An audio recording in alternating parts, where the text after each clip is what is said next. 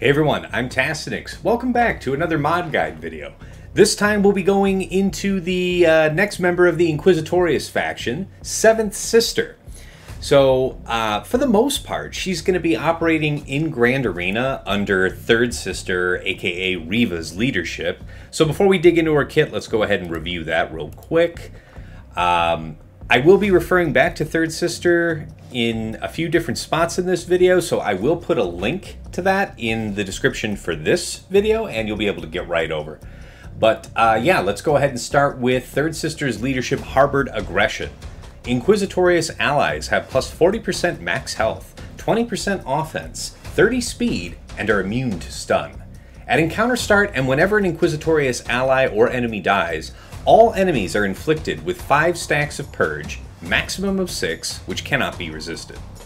Inquisitorius allies always crit against enemies with 5+ stacks of Purge, and when enemies recover protection or gain protection up, all enemies lose 2% defense, stacking maximum of 50% until the end of the encounter.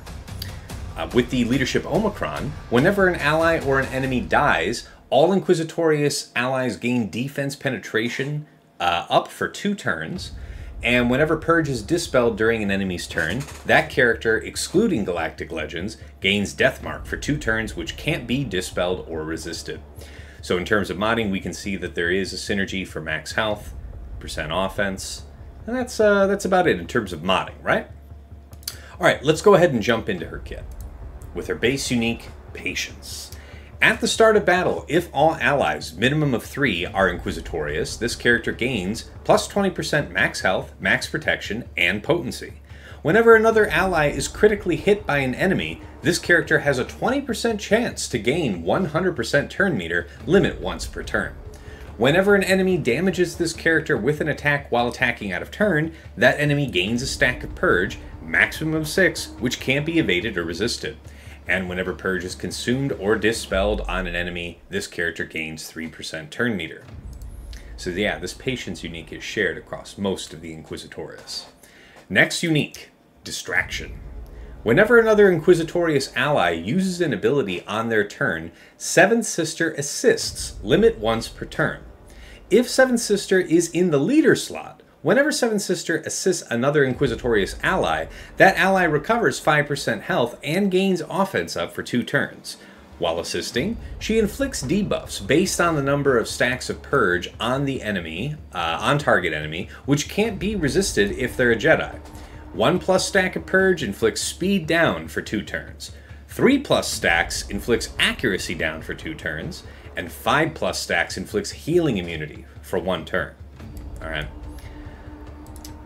Nice. Really nice unique. So yeah, she's going to be assisting anytime any one of your other Inquisitorius does anything. It's not just a special, it's any ability, so even including basic.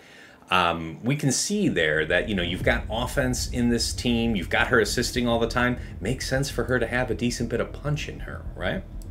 Let's go to her basic and we'll work our way down from there. There you are.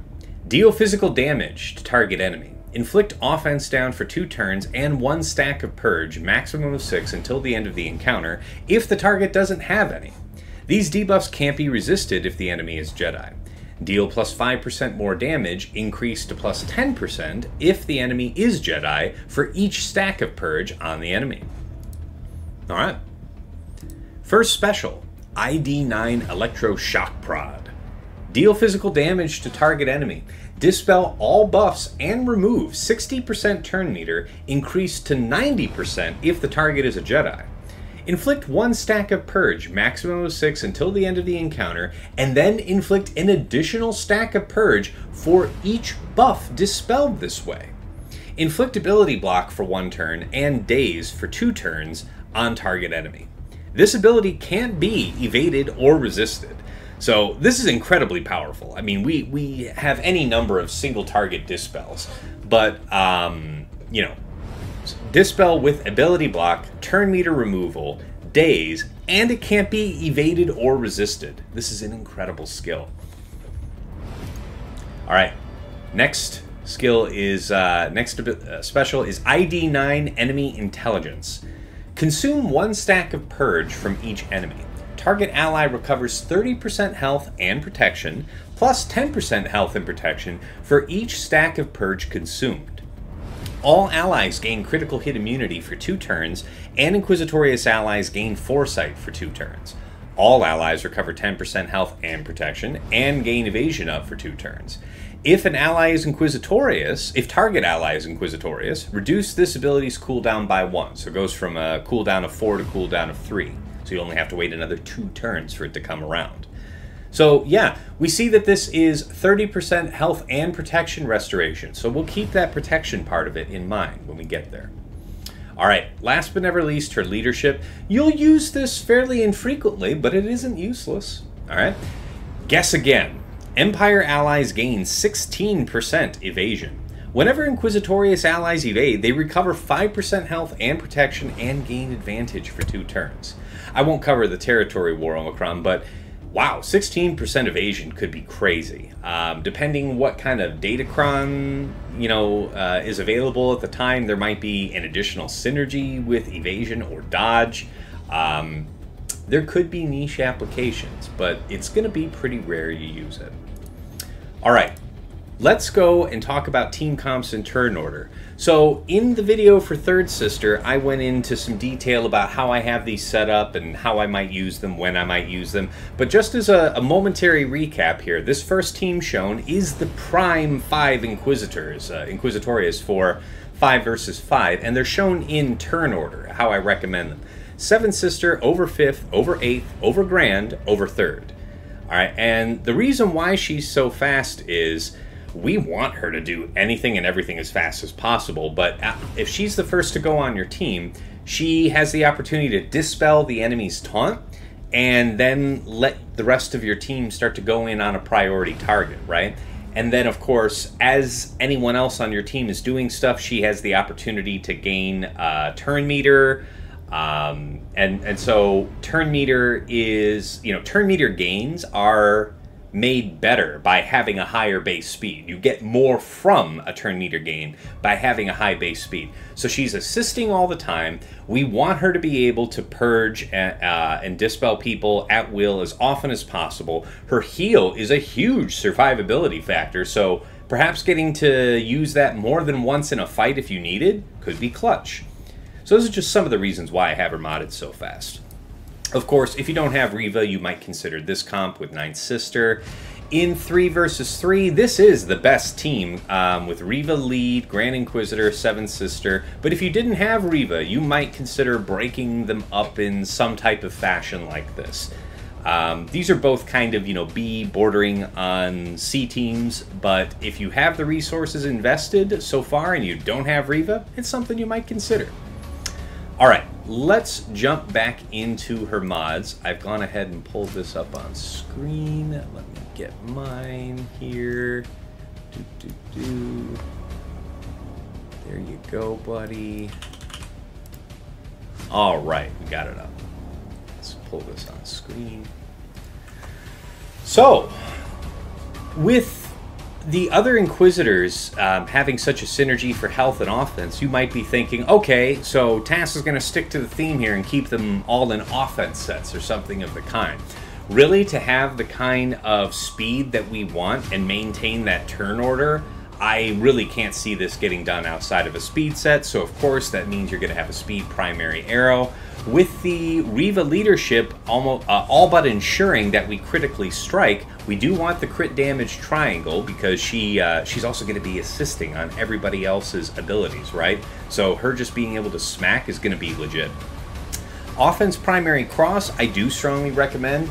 You could go with protection just to bulk her out, but offense I think is best, again, because she's assisting so often. Let's maximize her benefit to the whole team by being able to have her use her kit skills as often as possible with speed, while simultaneously trying to bake as much offense into the set to maximize those assist gains, right? So yeah, and then as far as the circle primary, so you would think that with the synergy for percent health, why isn't this health and instead it's protection? It's because, there's health and protection restoration, not only on her third ability, and we know that when you're talking about restoring percentage-based health and protection, more life total is restored to the character when it's protection. There's just more number on protection than health, unless you had some really bizarre synergy. There is some, there's 40% max health and 20% from her own kit in terms of max health. So you could say that a health primary isn't wasted here. But in terms of maximizing life total, I think protection's the way to go. And remember, her third restores a big chunk of protection. Again, important for life total reasons. And you have Grand Inquisitor's middle ability, which is a health equalization for the team. And more life total is restored and distributed to the team by having protection in there instead of health for virtually everybody but Third Sister. So that said, I went for a very high speed mark on her, 360. So yeah, like 390 under Riva's leadership. You don't need to be this high. It's a great mark to shoot for, very aggressive, very strong mark to go for, but what's most important is that you're maintaining the turn order. So, when you're setting this up, it's going to be hardest for you to get this character up to the highest speed you think you can, so you'll do the hard work on 7th Sister first. Mod her, get her up as fast as you can, and then start clocking everybody else after that, all right? As far as stats to tack on after that, you're just trying to maximize your offense applied, but you can see that I don't actually have a ton added. We're relying on her just doing a lot of assists, and she's not the primary damage driver of the team, but it doesn't hurt anything to have her smack a decent bit on all those assisting attacks. So baking in as much offense into her secondaries is smooth. You'll see I have no particular emphasis added on potency, tenacity. So basically, we're just trying to make sure that she's robust, high life total, very fast, crit damage triangle, and she'll carry you the rest of the way. Now, as far as applications goes, within the Riva team itself, I did cover that in Riva's video, so again, refer back to that. But when I sort for her just herself, you're thinking, how might I use this leadership? Remember, you have this evasion from her, this 16% evasion. So teams that are going to be doing a lot of attacks have the opportunity to proc that effect from her or her allies dodging under her leadership. So you can see that this is a lower level team, but it's stomping everything that's like a C team below it, like B team, C team that's around below it. So if you had neither Riva nor Grand Inquisitor, and perhaps you were in a position of needing to consider using her as a leadership, you could use her to stomp on the likes of these teams. Wow, this one's pretty interesting. There's probably some caveats there, but only 2 attempts seen of 7 Sister leads stomping on Gungans. Wow, that's kind of cool. Stomping on GG, B1, B2. I wish we could know more about this in terms of what Datacrons look like. My guess is that wasn't like a super tricked out team. But think about how you can make use of that evasion gained from her leadership if you wanted to apply her this way. Otherwise, she is the mainstay support under Riva. Okay, guys, that about brings us to the end of this one. I've been getting great feedback from you guys on Discord, YouTube, wherever. Really appreciate the encouragement. I'm enjoying making these, and I'll keep them coming for you. If you're enjoying this video, give it a like.